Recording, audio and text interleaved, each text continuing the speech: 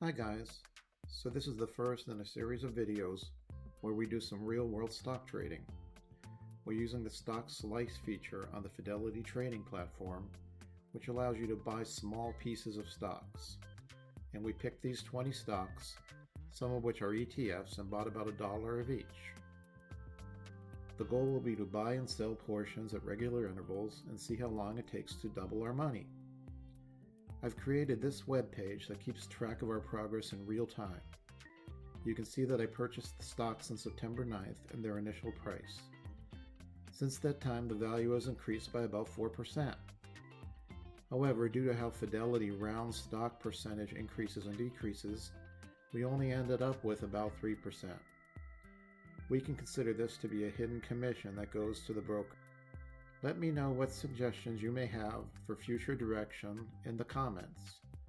Which one should we sell or buy more of?